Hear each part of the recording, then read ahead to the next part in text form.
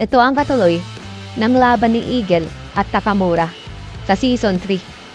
Kumbaga, ito ang Season 4. I-recap lang natin guys. Naglaban si Eagle at Takamura sa WBC Middleweight Champion sa Yokohama Arena at nanalo dito si Takamura. At ito na ang kanyang pangalawang belt. Ngayon, simulan na natin. Halos lahat ng mga manonood sa stadium ay sigawan sa pagkapanalo ni Takamura. Lahat ay masayang-masaya. At makikita nga natin na hawak ni Takamura ang pangalawang belt niya. Habang si Ippo ay nanonood lang sa malayo. Kasama sila Eiji Date at Miyata. Sige na, pumunta ka na, wika ni Date. Pakisabi na lang kay Takamura na congrats, banggit ni Miyata kay Ippo. Oo, sagot ni Ippo na masayang-masaya na pupunta na kila Takamura. At si Kimura ay nasa taas na ng ring at sinasabi niya sa mga manonood ay sabay-sabay silang lahat na mag-cheer sa pagkapanalo ni Takamura. Bansai! Wika nila o pwedeng sabihin na pagbati sa tagumpay. Bansai! Bansai! Sigaw ng lahat habang nakataas ang mga kamay ng mga tiga-Kamugawa. At buhat-buhat ni Aoki si Takamura. Naririnig ni Ippo ang malakas na hiyawan ng mga manonood habang tumatakbo pababa ng ring. At sinasabi nito na hindi ko pa rin alam kung anong dahilan ng paglaban ni Takamura pero palagi pa rin niya akong napapabilib. Ang hirap kapag lumalaban at ang hirap ng mag-iensayo. At pinipilit na ni Ippo na makababa sa ring para makasama sa kanila. Pero sobrang siksikan. Naiintindihan ko na, sabi ni Ippo sa isip niya. Kahit hindi na makita ni Takamura ang mga suntok ng kalaban, ay nakikita naman niya o naaalala ang mga myths o suntok ng coach katulad ng mga practice niya. Sabi nga ni Ippo habang kumakaway kay Takamura at napansin siya ni Takamura. Kahit sobrang daming tao, panalo, tenyas ni Takamura. Ang pagkakaroon ng malaking tiwala sa coach at pati na rin ang mga hindi mabilang na training. Kaya hindi ito naging posible ang nasa isip ni Ippo sa pagkapanalo ni Takamura. Bansai Takamura! Sigaw ng lahat habang buhat-buhat ni Aoki. At hindi na rin nakapunta sa ring si Ippo. At matapos ang laban ay nagsiuwian ng lahat ng mga manonood at si Coach Kamugawa ay sumilip sa labas kung wala ng mga reporters. Umalis na ang mga reporters, wika ni Coach. Sa wakas, sabi ni Takamura na natapos na magbihis at uuwi na rin ito. Wala akong ibang iniisip ng bagay pero wala akong balak magsaya ngayon dahil siya ay malakas na kalaban. Sagot naman ni Coach. Napatingin si Takamura kay Coach at sabing, uuwi na ako, kailangan ko nang matulog. Sabi ni Takamura. Takamura, itong belts mo, sigaw ni Manager Yagi. At sinarang ni Takamura ang kamay niya. Nung inaabot ito ni Manager Yagi, hindi ko kailangan yan, sabi ni Takamura. Nagtaka si Manager Yagi.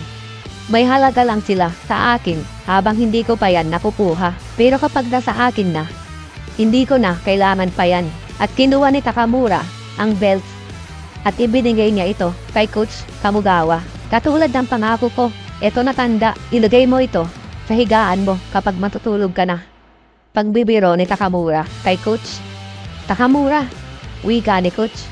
Ano? Medyo nahirapan nga lang ako dyan. Hindi ka ba masaya dito?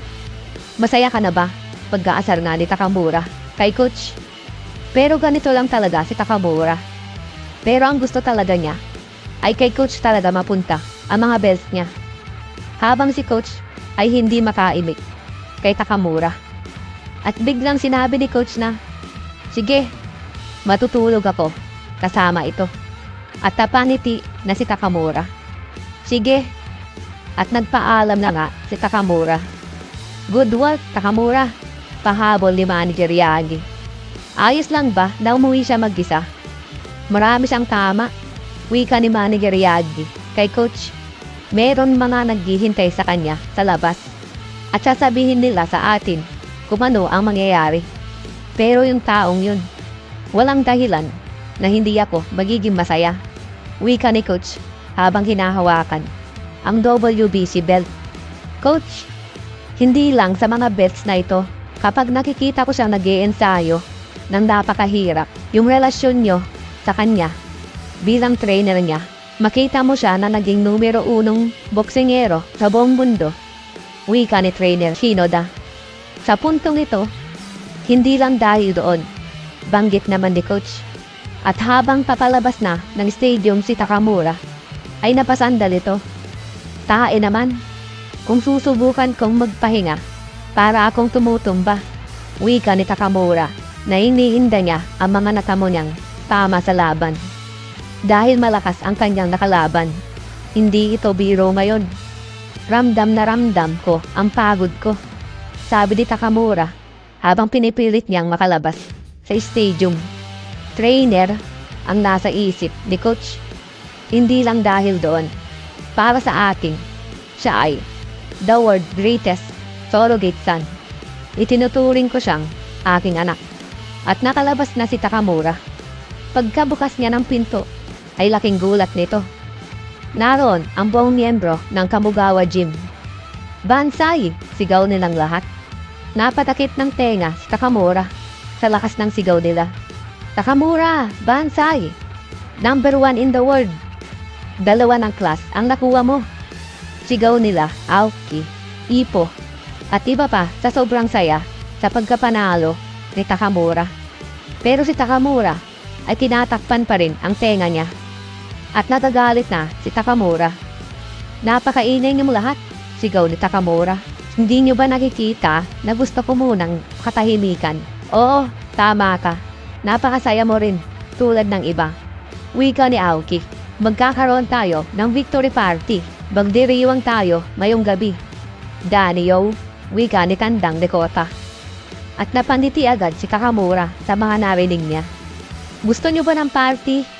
Oo, sigaw ng lahat at tinaas pa nila ang mga kamao nila. Pero si Ippo ay hindi sang-ayon. Tutol siya sa party. Napatingin ng masama ang tatlo kay Ippo.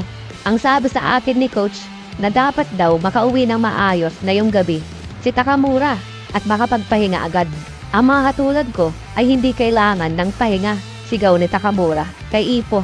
Sabi nga ni coach, nasasabihin mo yan. Kailangan ka daw perasahin na umuwi at makapagpahinga na at tawagan siya kung sakali ba na may mangyari, paliwanag ni Ippo. Kung ganoon, sa tingin ko sabi nila Aoki at Kimura. At nakumbinsi na rin ang iba na hindi na nga ituloy ang party na yung gabi. Kung ganon, dahil merong spy sa atin, baka sa tingin ko kailangan ko ng pahinga, sabi ni Takamura sabay mahinang sapok kay Ippo. Aoki, Kimura, siguro naman hindi nyo nakakalimutan ang pangako nyo, sabi ni Takamura. Anong ibig niyang sabihin, sabi ni Aoki. Wala akong ideya, sagot ni Kimura. Sasama din ako. Ako na ang magbibitbit ng bag niya hanggang sa bahay, sabi ni Itagaki. Ako rin sasama, sabi ni Tandang Dakota. Kung ganon, dapat din tayong sumama sa kanila, sabi nila Aoki at Kimura. Kung sasama si Aoki, sasama na rin ako, sabi ng girlfriend ni Aoki. Talaga ba? At naglalambingan ng dalawa. Lumayong makal sa akin, sigaw ni Takamura. At binabato na niya sila Aoki ng mga bato. Hindi dapat ganyan ang isang world champion, sigaw nila. At lahat sila ay sumama para ihatid si Takamura sa bahay. Lahat sila sasama hanggang bahay. Hindi ko kailangan ng mga nag-aalala sa atin, sabi ni Takamura na naiinis. Nanalo ka, Takamura, sabi ni Ippo. Lahat ay masayang masaya. Ayaw lang nilang basta iwanan ka. Gusto nilang makasama ka. Kahit sandali lang, banggit ni Ippo kay Takamura. At napaisip naman si Takamura doon. At nakarating na nga ng bahay sila Takamura. At nakahiga na rin ito. Hanggang kailan mo balak manatili dito? Tanong ni Takamura kay Ippo. Kapag nakasigurado na ako na nakatulog ka na, doon na ako uuwi, sagot ni Ippo. Kita ko nga, sagot ni Takamura. Habang si Ippo ay pinagmamasdan si Takamura. Hey, banggit si Takamura. Wag mo akong pansinin dito. Matapos ang mabigat ng laban na yon, Kailangan mo talaga ng mahabang pahinga, sabi ni Ippo. Sige, sabi ni Takamura. Paano ko to? Huwag pansinin. Punong-puno na tong bahay ko sa inyo, sigaw ni Takamura sa kanila. Magsilabas na nga kayo, sigaw ulit ni Takamura. Ano ba naman yan? Tahimik lang naman kami, sagot nila. Hindi ako makakapagpahinga na maayos nito. Mga baliw kayo, sabi nga ni Takamura. At dito po, nagtatapos. Maraming salamat po.